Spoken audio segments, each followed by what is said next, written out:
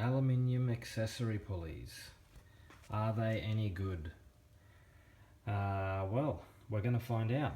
So I was doing a power steering pump on my 1JZ turbo motor, and I thought I might as well get some aluminium pulleys off eBay and see how they go. These are the cheapest ones you can find, well, that I could find. They were $60 Australian, delivered from Taiwan for the set.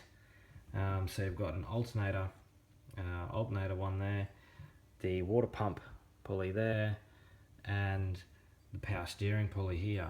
Now I did some weight comparisons initially. I'll post up a few pictures, but all three of these weighed the same as one of them. So all three, including the power steering, water pump and alternator, weighed the one power steering pulley. So by the time I replaced the little stonker of an alternator pulley and the water pump pulley, we're probably gonna there was about half as much, or sorry, half between these two. Again, the measurements are in the pictures. So there's going to be a significant weight difference there.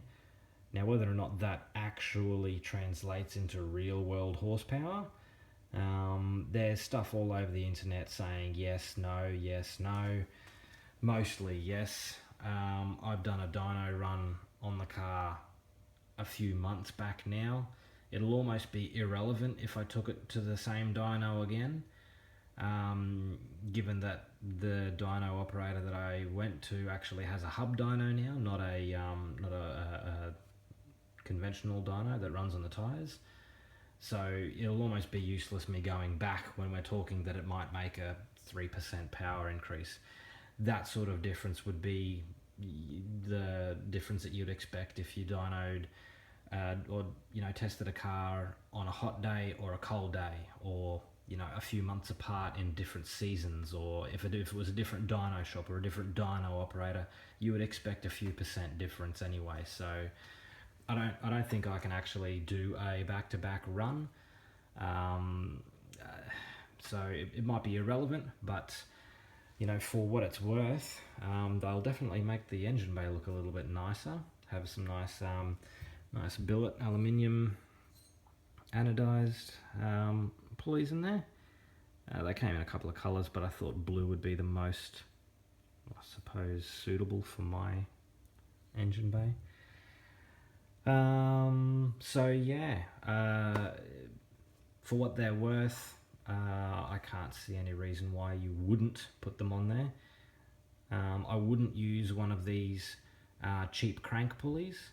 That's something that I would never, if I was to do a crank, I want to do a crank pulley on mine eventually, but I'm not even going to use an OEM.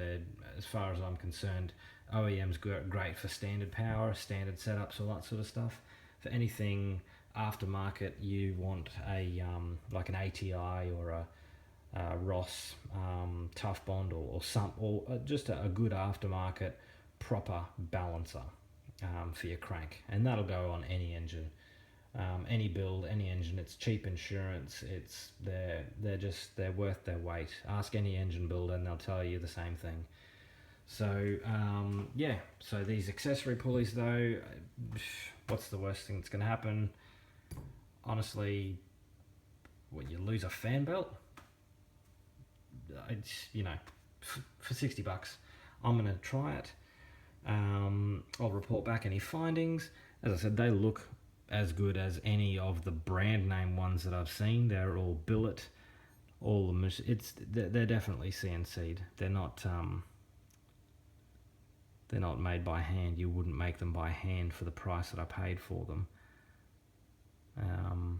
Yeah, so the quality as far as that's concerned is as you would expect for any high-end Japanese one, except maybe minus some laser engraving or something like that has a brand name on it. This one's literally just straight out of China, yo. So yeah, all right guys, I'll report back once I get it all fitted up, and yeah, I'll throw up another video. thanks guys, share, subscribe, like, post it on Facebook, whatever. Cheers.